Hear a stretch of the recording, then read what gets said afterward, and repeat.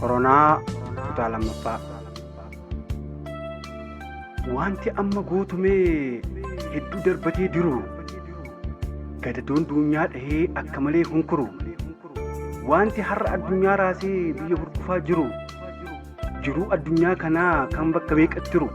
Inni hundumaa muddee ciriqii qabee hudhe akka namni manaallee hin sochoone mana keessatti nama hidhe. Inni kaayyoo addunyaa diigee mul'ata harkaa facaase. Qilleensa yaaddoof dhiphuu inni addunyaarra tamsaase.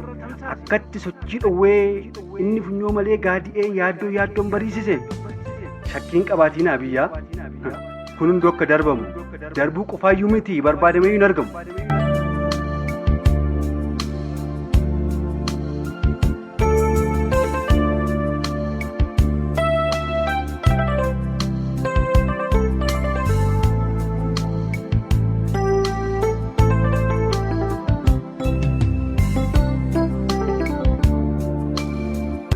Kan shakkitan garuu dukkanni dukkanaa'ee achumaan immoo baare aduun guyyaa gadhiisee halkan immoo baare bonni ganna ta'u takkaa jira yaa jamaa kaleessa dhiisee har'a keessatti argama lakkisaa waaw.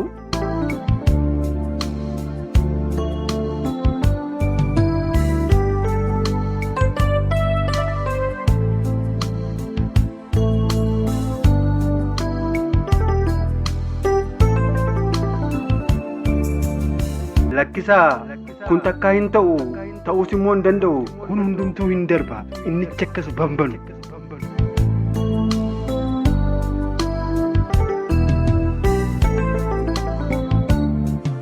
Inni haadha manaa abbaa manaarraa qeeree addatti goole qorqalbii namaa soofee fixee akka amoole inni firarraa diigee inni qofaatti baase inni addunyaa maksee oodii sodaatti yaase.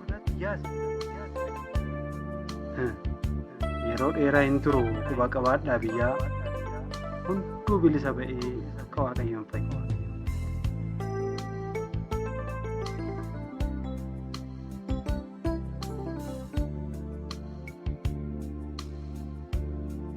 Amantiif abdiitti cimaa bakka buuteensa akka dafee dhabamu gaafa sutuu qorichaafuu barbaadanii achi buuteensa hin argamu. Achi buuteensa hin argamu.